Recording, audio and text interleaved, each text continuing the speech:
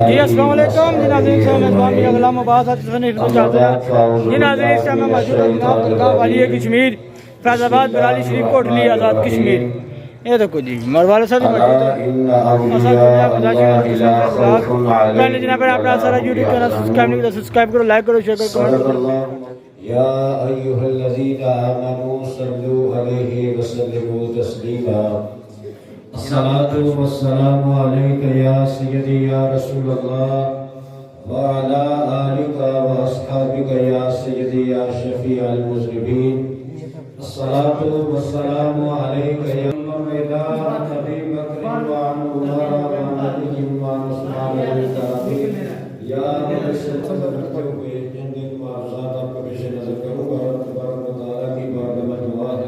چادر پہنی بھی ہے بات نہیں کر دے کھا بھی دے پینے بھی دے تو کسی نے جب تیسرے دن تو باہر نکلے تو کسی نے کہا حضور کہاں ہو عرض کی سونے کیوں توجہ کہ اس واسطے کہ پہلے تے ترک مسلمان پر فرض تھی اللہ کی میرا باجی وہ ہے جب ترک اس بھی جاگے تے مدرانی مدد کرے تے کافرانوں شکست عطا فرمائے یا شرم تو اللہ تعالیٰ کا فضل کا کرم ہے آج بھی دوستو آج بھی سنتوں باجی الدین کو یہ کتی محنت نہیں تھی آج بھی اس کی برکت میں آ گیا میں تو پتہ نہیں لیکن اس وقت باجی الدین ہوں حیدر علی ہوں میرے علی ہوں داتا علی ہوں ہندر علی ہوں سب مولا علی کے پاس موجود ہے اور کافروں سے مقابلہ ہو رہا ہے اور اسی کا صدقہ ہے کہ للکار کرنے کی آواز آ رہی ہے کہ شہادت ہے مقصود مطلوب مومن نہ مال غنیمت نہ بستر کسائی دوستو دعا ہے اللہ تعالیٰ اپنے فضل و کرم سے ایران کو کافروں سے بھی بچائے اور منافقوں سے بھی بچائے اور اللہ تعالیٰ ان کو قیامت تک سرفروش رکھے کفر کے مقابلے میں تو میں انہی باتوں پہ اطلاع کرتے ہوئے سب حضرات تشریف آوری پر اور میرے آپ کے انتظام پر عالی کشمیر اور تلاش والی غلام قاسم صاحب کے سارے نظر خصوص آپ کے منتخب جناب عبدالرحمان صاحب آمدی فیدوی آمد مرد آفت مار گیا آپ کے برادر اکبر حضرت حاجی اور سب کو رستہ دیو جی اس مبارک کا انتظام کرنے پر انتظام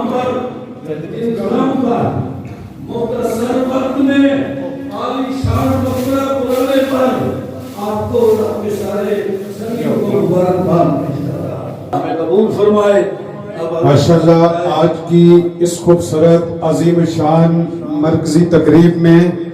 چشم و چراغ خاندان گریلا زیب و زینت آستان عالیہ حضا پیر طریقت حضور صاحبزادہ والا شان صاحبزادہ باجی میاں عبدالرحمان صاحب آپ تشریف فرما رہے ہیں آپ کے ہمراہ خطیب مسلک و ملت خطیب علم و عرفان جناب حضرت علامہ مولانا تنویر احمد فاروقی صاحب اور ماشاءاللہ آج کی اس خوبصورت محفل میں صاحبزادگان آستانہ عالیہ حضا جناب صاحبزادہ باجی میاں عبدالعزیز صاحب صاحبزادہ باجی میاں عبدالرزاق صاحب اور اس سے قبل ماشاءاللہ بڑے خوبصورت انداز میں اس خوبصورت تقریب کو اپنے خوبصورت بیان سے مزین فرما رہے تھے جناب حضرت علامہ مولانا عبدالرزاق چشتی صاحب آپ علامہ مظفر اقبال نقشبندی صاحب موجود ہیں علماء کرام بالخصوص حضرت علامہ باجی میاں غلام ربانی صاحب علامہ حافظ راشد صاحب جناب حاجی محمد صدیق صاحب باقی جتنے بھی احباب دور و نزدیک سے قرب و جوار سے آج کی اس خوبصورت عظیم شان مرکزی تقریب کا حصہ ہے میں سبھی دوستوں کو اس خوبصورت محفل اور قرآن قیامت تک آنے والے ہر دور کے تقاضے پورے کرتا ہے. قرآن ہر طرح کے پیاسے کو سیراب کرتا ہے۔ قرآن نے آج سے 1400 سال پہلے ولیوں کی تلاش کا واقعہ قرآن میں بیان کیا ہے۔ آج ہم ولیوں کو تلاش کرتے کرتے یہاں پہنچے ہیں کہ یہاں اللہ کی محبت کا دیا جل رہا ہے، خدا کی معرفت کا پانی یہاں سے ملتا ہے، اللہ کی پہچان یہاں سے ملتی ہے، اس کے رسول کی غلامی کا پیغام یہاں سے ملتا ہے۔ قرآن کہتا ہے وَاصْبِرْ نَفْسَكَ، اے امت مسلمہ کے جوان، اپنی جان کو اور اپنے من کو ان لوگوں کے ساتھ جوڑ لو جو صبح و شام میری یاد میں مست رہتے ہیں۔ خدا نے ایک نوجوان کی ہدایت کے لیے یہ نہیں کہا کہ اے بندہ مومن قرآن پڑھ، تجھے قرآن ہدایت کی طرف لے جائے گا۔ بڑے بڑے علماء کو دیکھا گیا، بڑے بڑے فلسفیوں کو دیکھا گیا، بڑے بڑے مفکرین کو دیکھا گیا، اسی قرآن کو پڑھ کے بہت سے گمراہ ہو گئے۔ ایک قرآن کی آیت ہے اہدنا الصراط المستقیم، ہر انسان نماز میں کھڑے ہو کے خدا کی بارگاہ سے ہدایت طلب کرتا ہے۔ اہدنا الصراط المستقیم، باری تعالیٰ تو مجھے سیدھے راستے کی ہدایت عطا فرما، اس راستے کی رہنمائی فرما جس راستے پہ چلتے چلتے میں تیری بارگاہ تک پہنچ جاؤں۔ تو قرآن نے کہا صراط الذین انعمت علیہم، اے میرے بندے تو اگر ہدایت کے راستے پہ چلنا چاہتا ہے، اگر سچائی کے راستے پہ چلنا چاہتا ہے، اگر تو اس راستے کی تلاش کرتا ہے جس راستے سے میں راضی ہوں، تو آ میرے انعام یافتہ بندوں کے راستے پہ چلتا جا، میں تجھے اپنی بارگاہ میں بلا لوں گا۔ صراط الذین انعمت علیہم، حضور والی کشمیر کا آپ جگہ جگہ ذکر کرتے ہیں۔ آج جن کے اس پہ ہم جمع ہیں، میں نوجوانوں کو پیغام دے رہا ہوں، اللہ کو تلاش کرنا، اللہ کو پانا یہ کوئی اتنا آسان کام نہیں ہے۔ میں نے حافظ باجی میاں عبد الرحمن صاحب سے 2 سال پہلے ان کی زبان سے سنا، اس کی تقریب میں انہوں نے کہا کہ میرے دادا جن کا یہ آج عرس ہے، باجی میاں جمعہ سرکار، کہ انہوں نے اپنی زندگی کے اندر قرآن اتنا زیادہ پڑھا کہ 9 قرآن اپنی زندگی میں شہید ہوئے۔ آج قرآن الماری کی سجاوٹ بنا ہوا ہے۔ آج اگر کسی سے پوچھا جائے سورہ فاتحہ کا ترجمہ کیا ہے، وہ نوجوان اپنی نگاہ نیچے کر لے گا، لیکن فلسفیوں کی طرح اولیاء پہ بات کرے گا، علماء پہ بات کرے گا۔ آج فیس بک نے نوجوانوں کے ذہنوں کو منتشر کر دیا ہے۔ میرے جوانوں، یہ اولیاء وہ ہیں، یہ انڈیا کے ایک ولی کی بات کرتا ہوں، قطب المدار، جن کا نام کیا ہے؟ قطب المدار۔ وہ اللہ کے ولی صبح نماز فجر کے لیے اپنے گھر سے باہر نکلتے ہیں۔ ایک سادہ بات سمجھا رہا ہوں، اپنے گھر سے باہر نکلے، راستے میں پاؤں کے ساتھ کوئی چیز ٹھکرا گئی، آپ نے وہاں کھڑے ہو کے کہا، قطب المدار نے، معلوم نہیں لکڑی ہے، معلوم نہیں لوہا ہے، معلوم نہیں پتھر ہے،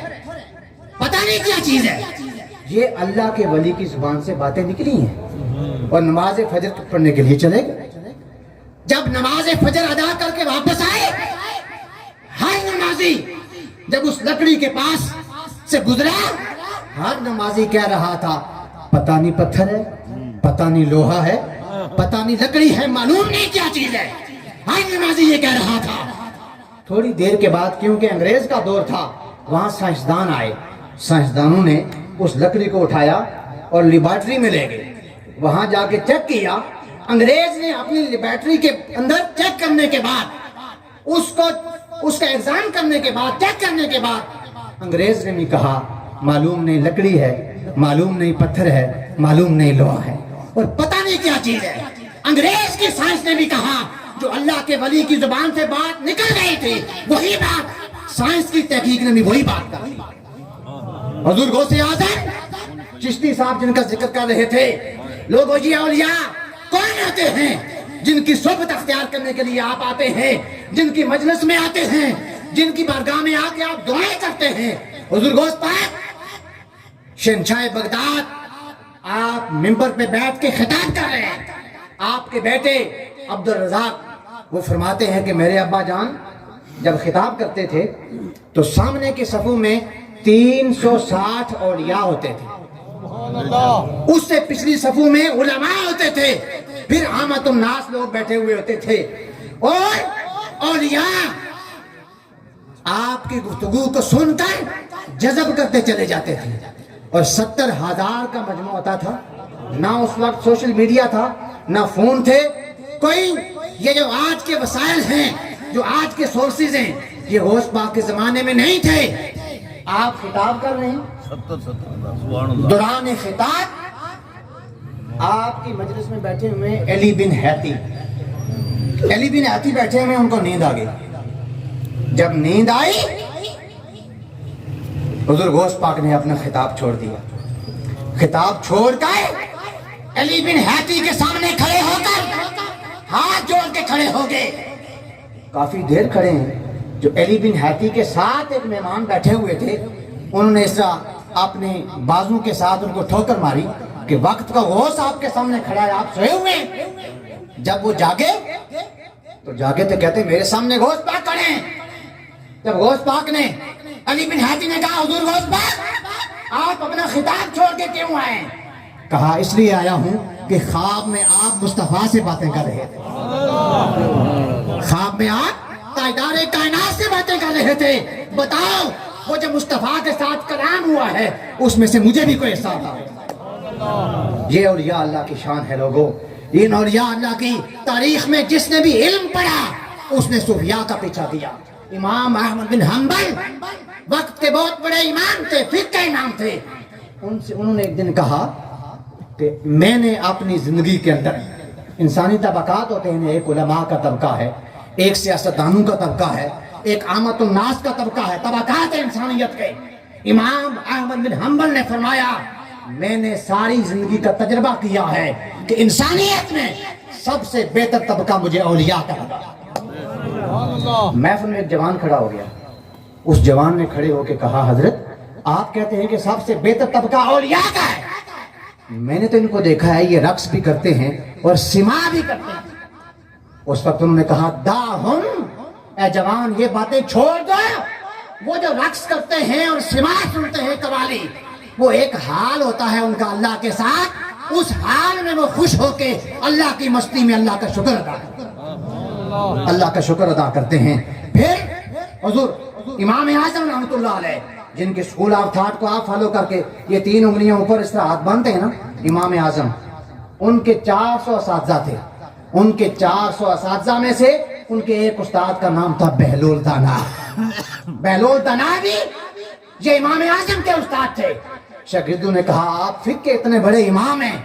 مشرق سے لے کے مغرب تک لوگ علم کی پیاس بجھانے کے لیے آپ کے پاس آتی ہے، اور آپ ایک اس نادان کے پاس جاتے ہیں اور ایک مجنون کے پاس جاتے ہیں۔ آپ غصے میں آ کے کہتے ہیں میں شریعت کا طالب علم ہوں، میں شریعت کو جانتا ہوں، لیکن بہلول دانا شریعت والے کو جانتا ہے، شریعت والے کو جانتا ہے۔ یہ صوفیاء تھے، یہ اولیاء تھے